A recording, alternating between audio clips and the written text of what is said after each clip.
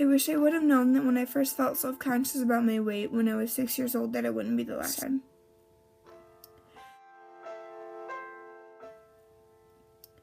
That when I was called a pig aloud in front of everyone in kindergarten for simply eating alone my lunch was only the beginning of all the mental restlessness and self-disgust that came along with being a big girl in a world so much smaller than I.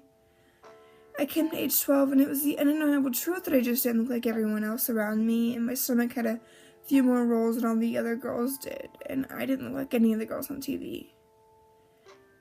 In fact, I was always the bigger friend of the group, and I never seemed to fit in, and I always seemed to take up too much space. Or at least that's what they said to me when they claimed I was an inspiration for women to abort.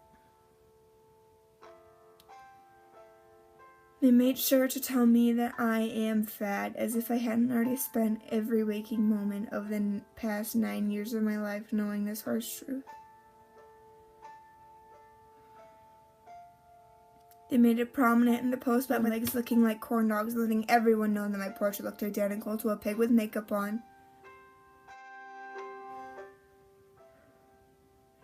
I was 14 years old when I started to watch everything that I ate, and when I began to not like all my favorite foods because they had too many calories.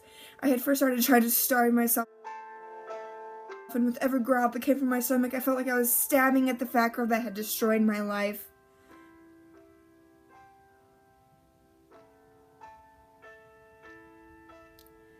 And I began doing anything to numb the pain of being stabbed over and again for no reason other than I was me and I look like this.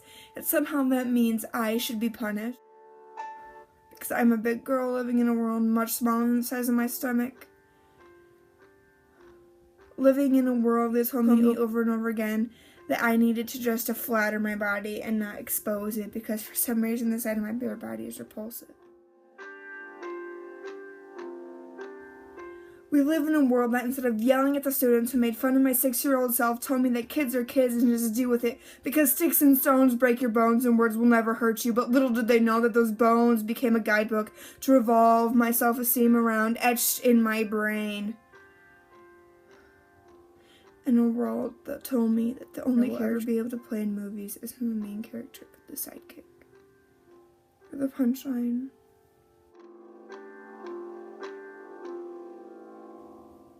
Everybody's joke. Because that's what I am, right? A joke.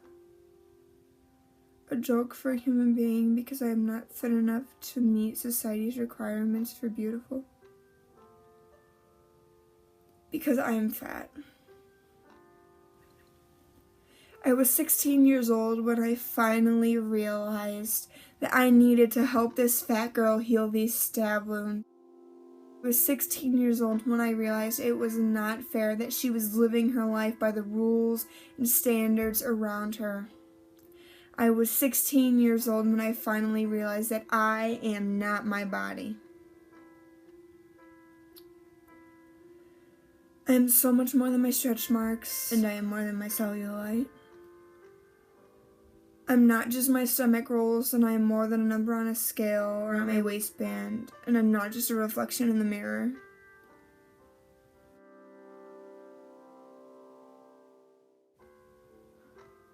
My body is not me. It is simply just a packaging, a casing for everything that I have to offer, and that I truly am. So it was time that I started to truly love myself.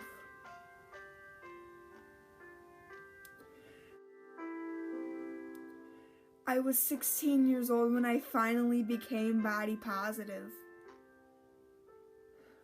Because it was time that I started to love the skin that I was born into. It was my time to reclaim the word fat. F-A-T, a word that had previously done nothing but well up tears in my eyes while making me feel completely inferior to the rest of society. A word that had been used against me to fuel my own self-hatred. Fat is not a dirty word. Fat, F-A-T, a word to describe my body. I have stretch marks that run my inner thighs like a road map. I have cellulite that scatters itself throughout my body. I have rolls in my stomach and a double chin when I laugh. My thighs sometimes spread past my chair when I sit down, and sometimes they look like lumpy cottage cheese. Fat, F-A-T. I am big and this world is small, but this world is going to learn to make some room because I am fat and I am beautiful. And when I say them in the same sentence, they sound so good. Because this time, for one of the first times in my life, I mean it.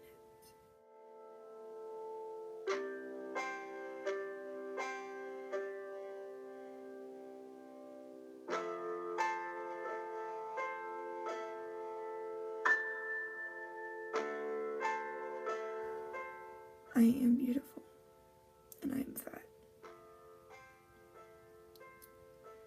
I am 17 years old, and I will no longer sit back and allow this three-letter word to do anything but empower me to make a difference in the way this word is dropped from people's lips. Fat, F-A-T. Fat is not an insult. It is not a dirty word. It is not something that should leave your lips dripping in negativity and hate. Because you hear people say, oh God, I look so fat, but you will never hear someone say, oh God, I look so skinny. Because religiously, over and over again, we have tattooed this sense of success on the word skinny and this sense of failure onto the word fat, as though anyone who associates himself with those three letters has lost the greatest race of all time. The race to be beautiful. In a society that values one very specific image, and if that three-letter word even comes close to describing you, you don't fit through the finish line. But that 6-year-old girl sitting down eating her lunch deserves better. And that 12-year-old girl plagued with the idea that she would never fit in deserves better. And that girl that was told that her body is a reason for women to abort their unborn babies deserves so much better. And that 14-year-old girl watching her calories and starving herself deserves better. Fat, F-A-T, my body is not a problem. The word fat is not a problem. The problem is that everybody expected it to be.